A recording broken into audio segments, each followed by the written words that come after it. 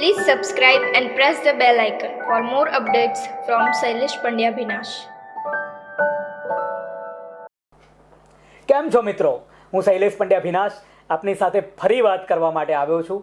આજે મળો તો ખરા કાર્યક્રમમાં શૈલેષ પંડ્યા ભીનાશ યુટ્યુબ ચેનલના મળો તો ખરા કાર્યક્રમમાં વિશિષ્ટ વ્યક્તિઓ સાથે આપણે મળીએ છીએ. આજે પાછા એવા જ એક આદરણીય અને સુંદર કવિ, ગઝલકાર અને તરન્નુમમાં જે અદ્ભુત કવિતા ગીતો આપની સમક્ષ પહોંચાડે છે એવા કવિશ્રી પ્રતાપસિંહ ડાભી સાહેબને આપણે મળવું છે. નમસ્તે ડાભી સાહેબ. નમસ્કાર શૈલેષભાઈ.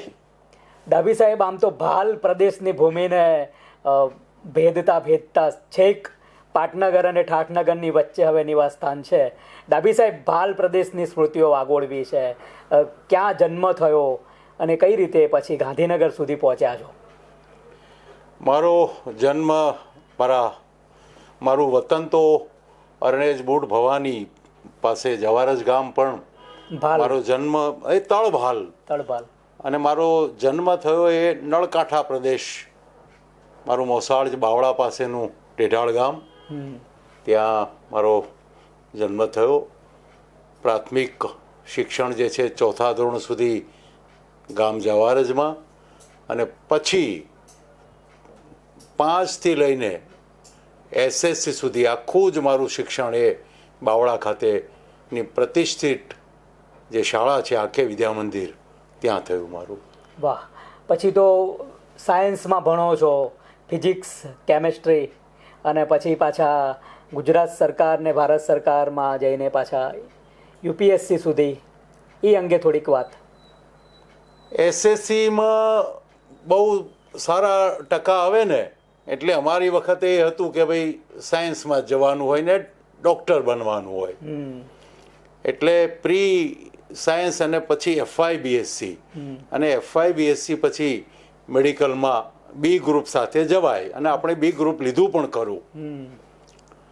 ઇન્ટરનલમાં MG સાયન્સમાં હું ટોપર હતો. MG સાયન્સ એટલે એવી કોલેજ કે જ્યાં 80%, એ વખતના 80% એટલે ઘણા હતા. 80%ની ઉપર હોય એ બધા MG સાયન્સમાં જાય, અને ઇન્ટરનલમાં ટોપર એટલે આપણું નામ બીજે મેડિકલ કોલેજમાં લખાઈ ગયું છે એવું આપણે, અને બીજા પણ બધા માનતા હતા. પણ સારું જ થવાનું હતું કંઈ. મારે 4 દિવાલ વચ્ચે મારું જીવન ન જાય એવી તો મને અંદરથી તમન્ના હતી જ, અને ઈશ્વરે પણ એ પૂરી કરી, અને મને એ મેડિકલમાં હું જઈ શક્યો નહીં, અને BSc કર્યું. અને BSc કર્યા પછી ફોરેસ્ટ ડિપાર્ટમેન્ટની જે જોબ જે છે એ સાયન્સ ગ્રેજ્યુએટ માટે જ મુકરર હોય છે, ને મેં ડાયરેક્ટ ક્લાસ 2 જે આસિસ્ટન્ટ કન્ઝર્વેટર ઓફ ફોરેસ્ટ એની મેં એ વખતે પરીક્ષા આપી, અને એમાં પસંદ થયો. દહેરાદૂનની જે આપણે એમ કહી શકીએ કે જે વિશ્વના સૌથી શ્રેષ્ઠ કેમ્પસ કેટલાક છે એમાં જ એનું સ્થાન છે, એવા ફોરેસ્ટ રિસર્ચ ઇન્સ્ટિટ્યૂટના કેમ્પસમાં ત્યાં 2 વર્ષ મારી ટ્રેનિંગ થઈ, અને પછી તો 85થી 36 વર્ષ સુધી ડિપાર્ટમેન્ટમાં મેં વિવિધ જિલ્લાઓમાં વિવિધ પોસ્ટ પર કામ કર્યું. વાહ. બાપુ, લખવાનો શોખ કઈ રીતે અને ક્યારથી? અને 4 પુસ્તકો, કાવ્ય સંગ્રહો, હાક, પડઘા, સન્નાટા, એ માણસને શોધી કાઢો, વિશેષાંકો થયા છે. લખવાની વાત. હા, લખવાનું તો એમ બન્યું કે હું 9મા ધોરણમાં હતો, મોસાળમાં મારે ત્યાં રહેતો, અને મારા નાના હતા એમને ખૂબ મોટી જમીન, લગભગ 300 વીઘા જેવી જમીન, અને 10 બળદની ખેતી, માથાની ગણતરી. ત્યાં ભણવા કરતાં જે છે ખેતીના કામમાં જે છે અમે વધારે જ ઉતરાયેલા હોઈએ. મારે ભાગ્યે અમારે ત્યાં એવું હતું, એ જે 6 સાથી હતા, અને સાથી જે છે એને રાત્રે ખેતરમાં હોય તો એને રિલીવ કરવા માટે કોઈએ ને કોઈએ જવું પડે, કે જેથી આવીને એ વાળું પાણી પોતાના પતાવે. મારે ભાગે જે પાદરના ટીંબા નામનું એક ખેતર હતું, અને ટીંબા ખેતરમાં ગયેલા ભાઈ હાથી, અમારો સાથી, હાથી જે કહીએ તે, એને રિલીવ કરવાની જવાબદારી મારી. ઓ વાહ. હવે હું રિલીવ કરવા જઉં ગયેલો તો ખબકાવી મૂકે હમ. અને એને જમીને વાળું પાણી બતાવીને પાછા આવવાનું હોય, પણ એ ખબર નહીં ક્યારે કેટલા કલાક લઈ લેતો ને શું કરતો એ રહસ્ય જ છે આમ તો. પણ મારે માટે એ સમય બહુ જ મારી જે આખી કાવ્ય યાત્રા છે એના પડાવ માટેનું નિમિત્ત બન્યો. એ ટીંબા ખેતરમાં એન્જિનની ડુગડુગી વાગ્યા કરે કૂવા ઉપર, એ ખેતરના જે પાક ઉપરથી ઠંડો મીઠો પવન વાતો હોય, અને આપણે શરૂ કરીએ પહેલાં તો ફિલ્મી ગીતો, પછી એમાંથી ભજન શરૂ થાય, અને એ શરૂ થતાં ક્યારે મારા સ્વયંના રચિત ભજનો ચાલુ થઈ જાય એની પણ ખબર ન રહે. વાહ. ને એમ ગવાતા જાય અને મારા પોતાના ભજન રચાતા જાય, અને છેલ્લે દાસ પ્રતાપની વિનંતી સાથે પૂરું થાય. એટલે મારા સર્જનની જે પ્રક્રિયા જે છે આ ધોરણ 9માં મારા પિતા પણ સારા ભજનીક હતા ને એ વાચક પણ અઠંગ વાચક હતા, અને એમ આ મારી યાત્રા શરૂ થઈ. અને ધોરણ 10માં મહેશ ઉપાધ્યાય નામના એક શિક્ષક મળી આવ્યા મને હિન્દીના. આજે પણ એ શિક્ષક ગુરુ કરતાં મારા મિત્ર વધારે છે, અને એમના સંપર્કમાં વળી પાછી એ ભજન ધારા જે છે એ એણે કવિતાનું સ્વરૂપ ધારણ કર્યું. 10મા ધોરણમાં સોવેનિયરમાં આપણી કવિતાઓ પ્રકાશિત પણ થઈ, અને એ આગળ યાત્રા ફરી સાયન્સ કોલેજમાં ગયો ત્યારે પણ મેડિકલમાં જવાનું એટલે વાંચવાનું હોય, અને એ છતાં કવિતાએ પણ એનો પોતાનો એક અલગ ચોકો બનાવીને રાખ્યો હતો. અને એ અમારા પ્રોફેસર ગુજરાતી એક વિષય તરીકે આવતો પ્રી સાયન્સમાં, ને એના પ્રોફેસર હતા મારા વાડીલાલ પટેલ. વાડીલાલ પટેલ જે છે એમને અમે મારી કવિતાઓ બતાવી અને નોટિસ બોર્ડ પર મુકાતી, અને એ વખતે આખી કોલેજમાં મારી કવિતાની નોટિસ બોર્ડ પર રાહ જોવાતી. વાહ. પછી તો હાક ને સન્નાટામાં. એટલે એ કોલેજ અને પછી વળી પાછી એ આ ફોરેસ્ટ ડિપાર્ટમેન્ટની ટ્રેનિંગ ને પછી જોશો જુનૂનનું ની એકદમ નોકરી ને એમાં કદાચ થોડી બાજુ પર ખસી ગઈ કવિતા. પણ વળી પાછી 1995માં નડિયાદ મારું જ્યારે પોસ્ટિંગ, ઝા સાહેબ પણ આપણા ભાગ્ય ઝા સાહેબ જે અત્યારે ગુજરાત સાહિત્ય અકાદમીના અધ્યક્ષ છે, એ પણ એ વખતે ત્યાં કલેક્ટર હતા, અને અમારી સાહિત્ય યાત્રા ત્યાં સાથે ચાલેલી. તો ત્યાં જે હ્યુમન સોસાયટી ઓફ ઇન્ડિયા નામની સંસ્થા, એની સાથે મારો થોડો સંપર્કમાં રહ્યો, વ્યાખ્યાનો અમે કરીએ, અને વળી પાછી આ જે થોડા વર્ષો જે બાજુ પર ખસી ગયેલી એ પાછી કવિતા ફરી શરૂ થઈ. અને 2001માં નડિયાદમાં જ મારો પ્રથમ જે કાવ્ય સંગ્રહ હાક એ પ્રકાશિત થયો. હ્યુમન સોસાયટી ઓફ ઇન્ડિયાના નેજા હેઠળ જેને ગુણવંત શાહના હસ્તે એનું એ વખતે વિમોચન થયેલું. બરાબર. પછી કુલ કેટલા પુસ્તકો થયા ડાભી સાહેબને? હવે આગામી કયો સંગ્રહ આવી રહ્યો છે? મારા એ પછી તો જેમ આપે જ કહ્યું એ પડઘા, સન્નાટો અને એ માણસે શોધી કાઢો, એ બીજા 3 ગઝલ સંગ્રહ આવ્યા.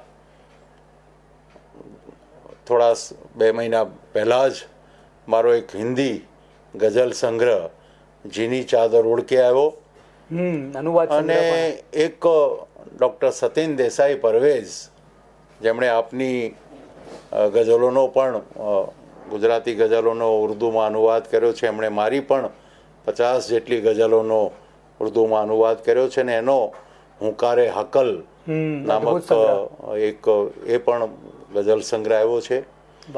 કથા અને કથન નામક એક ગુજરાતી વાર્તાની 3 પેઢીઓના જે સર્જકો છે એમની વાર્તા અને એમની કેફિયત એને લઈને એક સંપાદનનું પુસ્તક પણ આવ્યું છે.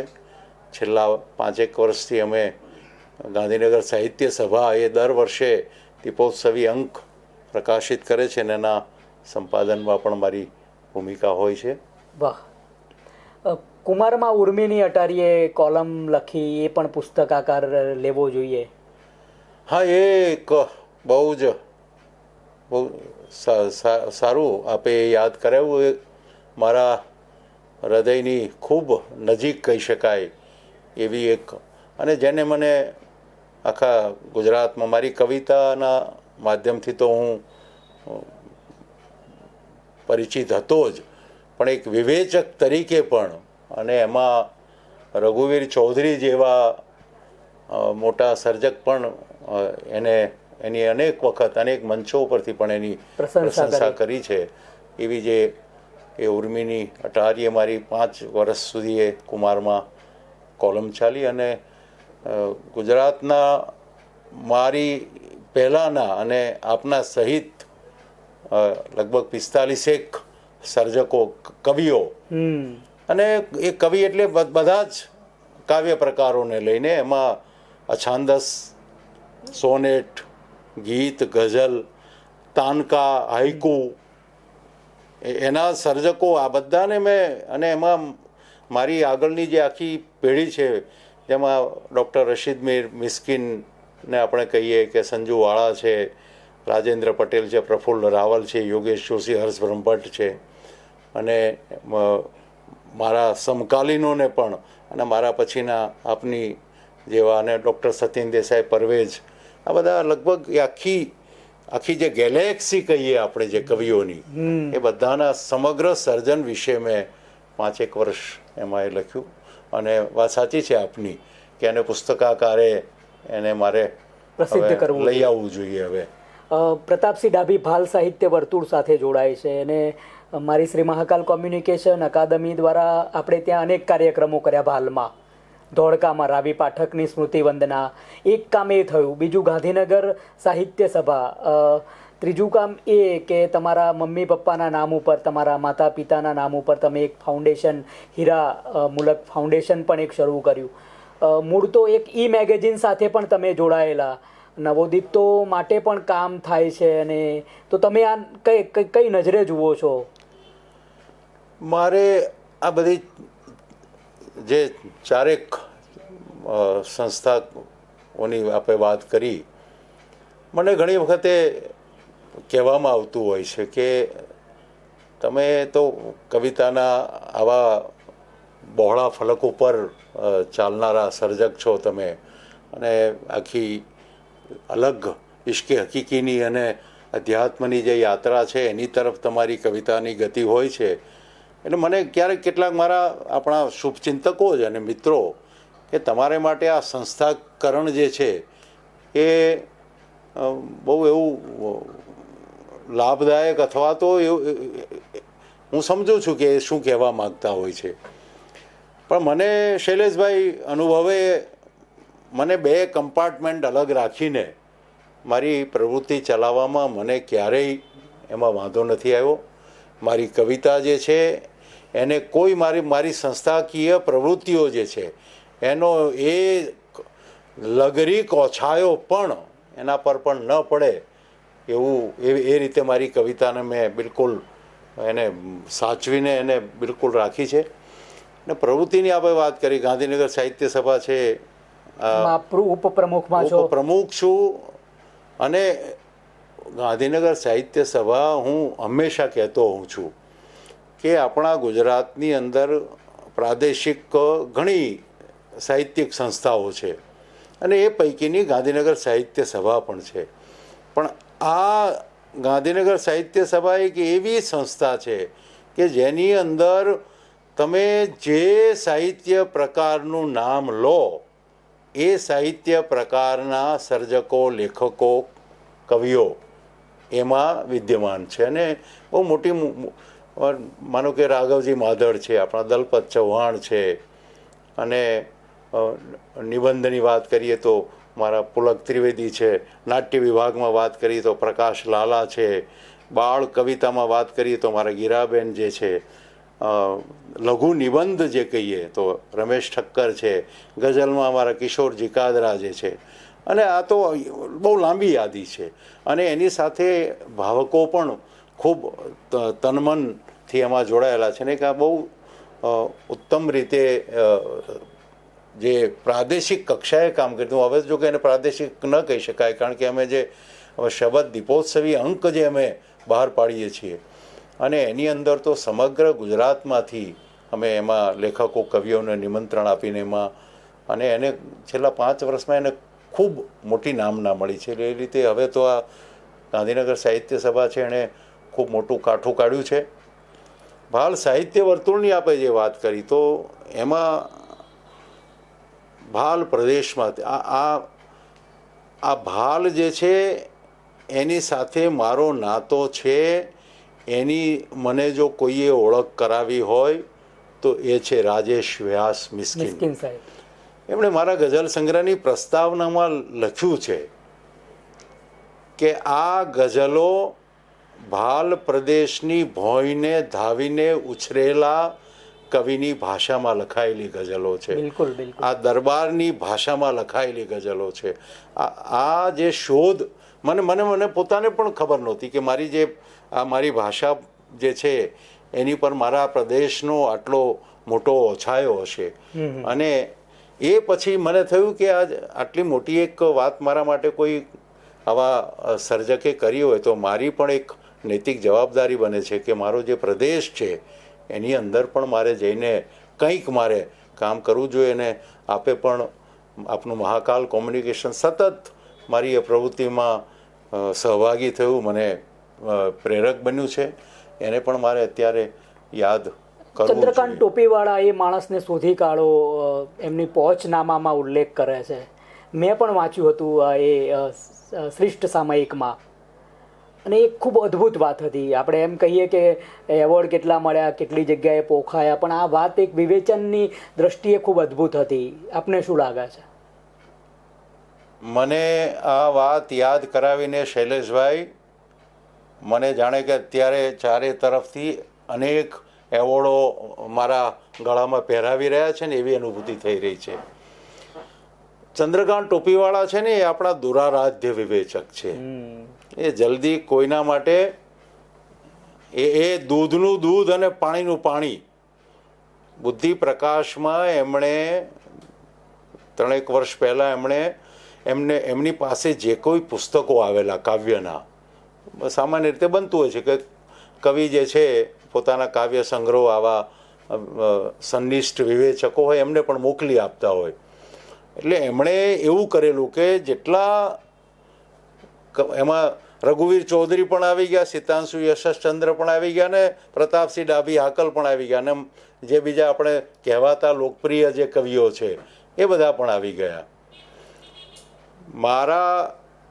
મારા સંગ્રહ માટે એમણે બીજું તો ઘણું લખ્યું જ, પણ છેલ્લે જે એક વાક્ય એમણે લખ્યું કે હાકલ એ પથ્થરમાં ઘાસ ઉગાડી શકે એવી સર્જકત્વ ધરાવે છે. મેં વાંચ્યું ને મને પણ. અને આવો દુરારાધ્ય વિવેચક એ એટલે મારે માટે હવે કોઈ મને જે મળવા જોઈતા હતા લગભગ બધા એવોર્ડ મળી ચૂક્યા છે એમ હું માનું છું. ભાલની ડેલીએ જમવાનું શું ગમે?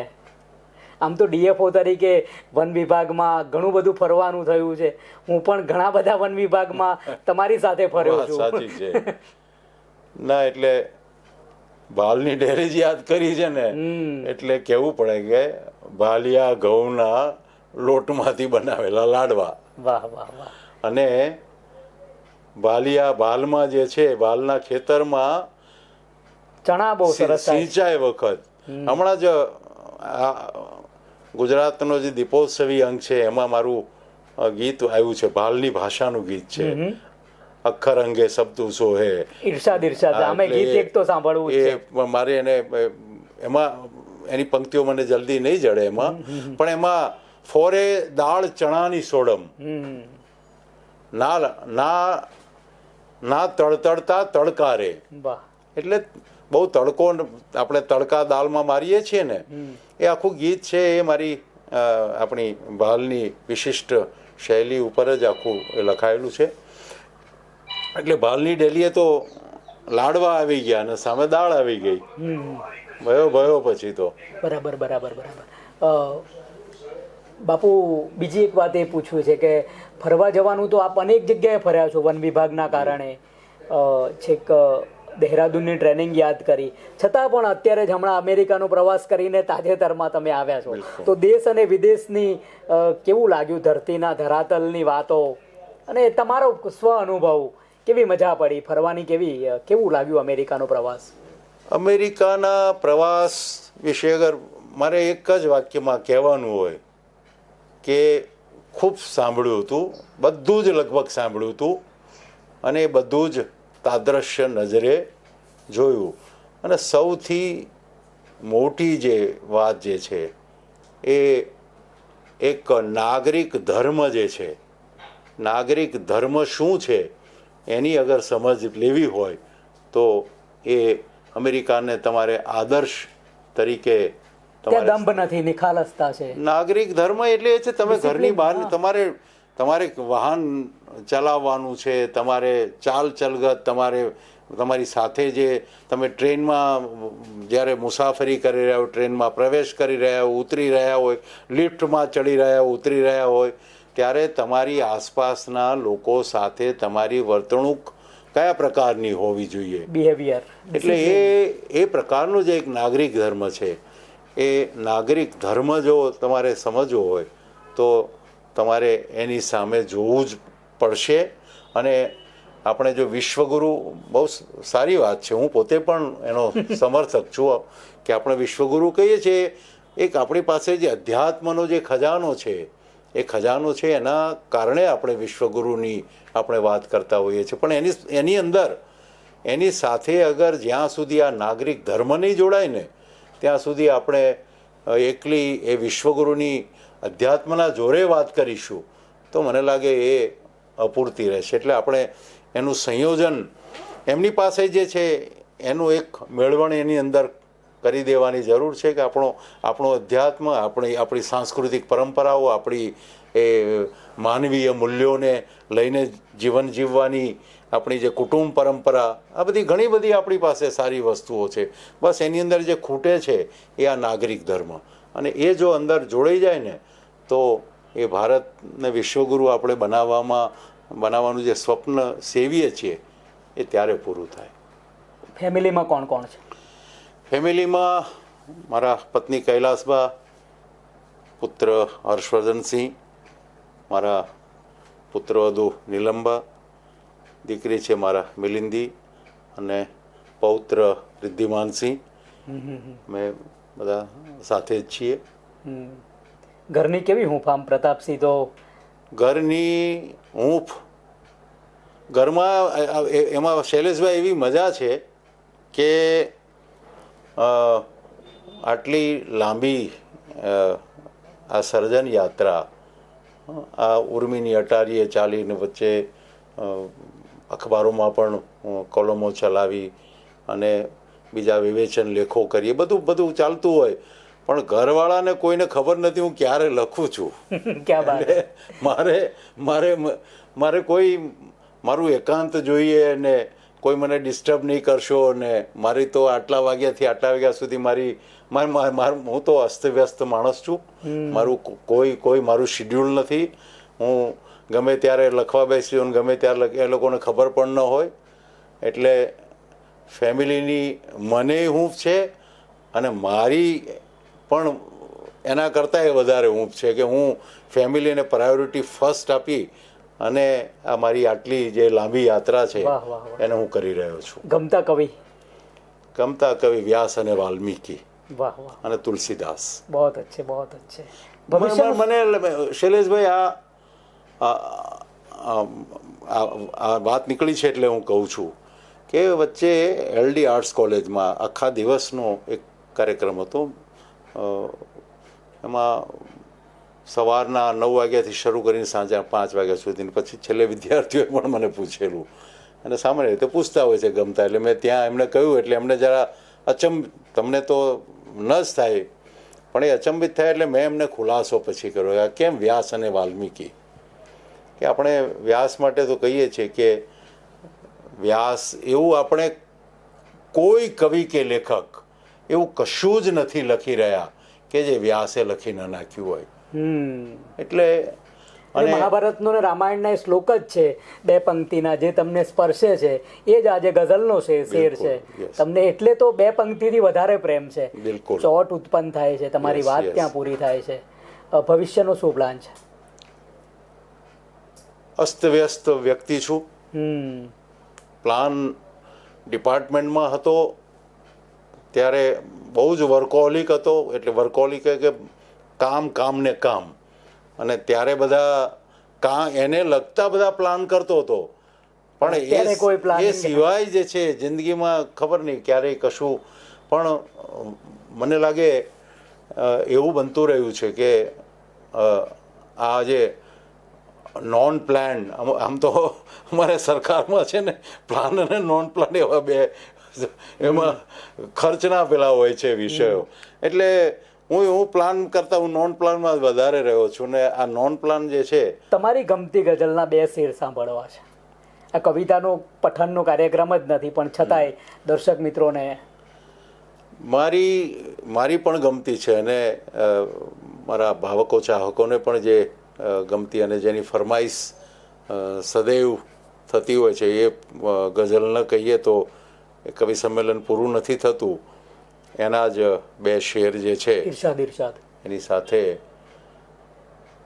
અને મારો જે ગઝલ સંગ્રહ એ માણસને શોધી કાઢો ટાઇટલ એનું જે એ રદીફ સાથેની આ ગઝલ છે કે હોય સવારે એવો સાંજે, હોય સવારે એવો સાંજે, એ માણસને શોધી કાઢો ને બોલે જે બસ એક અવાજે, એ માણસને શોધી કાઢો ને નથી ખબર ક્યાં ગામ જુનાગઢ, ના નરસિંહનું નામ સુણ્યું છે, મનમાં નાચે ઝાંઝ પખાજે, એ માણસને શોધી કાઢો ને સૂટ બૂટ હો છોને પહેર્યા, પણ ભગવું છે ખિસ્સું જેનું, સૂટ બૂટ હો છોને પહેર્યા, પણ ભગવું છે ખિસ્સું જેનું, ભીતર એક કબીર બિરાજે, એ માણસને શોધી કાઢો. સાંપ્રત સાહિત્યિક પરિસ્થિતિ આપનો સંદેશ.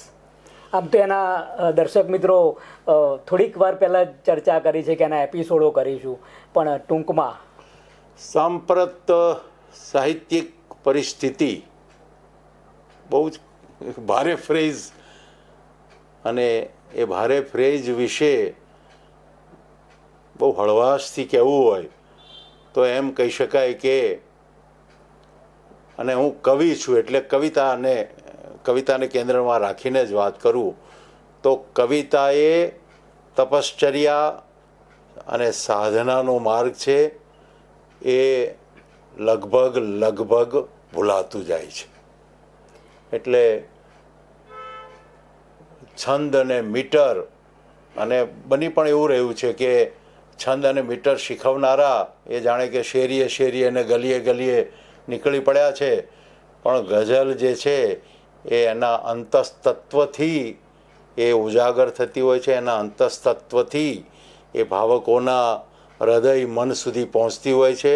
અંતસ્તત્વ થકી એમાંથી ચમત્કૃતિ પ્રગટ થતી હોય છે, અને ગઝલનો જે એકંદર મિજાજ જે છે એ જ એનાથી પ્રગટ થાય છે. એટલે આજે એના બાહ્ય ઉપકરણો છે ને, છંદ મીટર કે મતલા મગતા કે રદીફ કાફિયા, એ ફક્ત શીખવાને બદલે સાંપ્રતની આપ વાત કરો છો કે કંઈક એવું, ખબર નહીં હવે એ આશા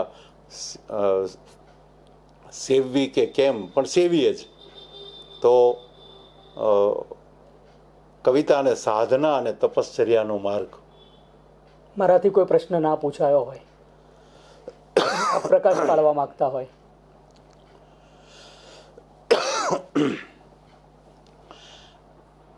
પ્રશ્ન જે એક નથી પૂછાયો, પણ એક મારે આટલી લાંબી વાત આપણે કરી છે તો એક હમણાં તાજેતરમાં જે એક ઘટના મારી સાથે જે બની ગઈ છે એનો આપે જેમ કહ્યું કે એની લાંબી વાતો તો થઈ શકે એમ છે, પણ એને અહીંયા ટૂંકાણમાં જો વાત કરું તો ગીતાના 18 અધ્યાય 18 દિવસો એમાં ગીતાના 18 અધ્યાય પર 18 ગીતો એનું અવતરણ એક મારે હસ્તે થયું એમ કહેવું એ સત્ય નથી, કારણ કે એક એ કંઈ ઉતરી આવેલી ઘટના થકી જે થયું છે. એટલે અને એનું એ પુસ્તકાકાર એમાં એવું બન્યું છે કે ડૉક્ટર સર્વેશ વોરા, જે ગીતાના મર્મજ્ઞ કહી શકાય, એમનું ગદ્ય હતું ને એના ઉપર મારું આ પદ્ય ઉતરી આવ્યું છે ને એનું પુસ્તકાકારે પણ એ જુગલબંધી એક આવી રહ્યું છે. એક અમારું બંનેનું, જેમાં એક તરફ સર્વેશ વોરાનો ગદ્ય હોય અને એની સામે એ જ અધ્યાય પર મારી કવિતા હોય, મારું ગીત હોય, ગીત કવિતા.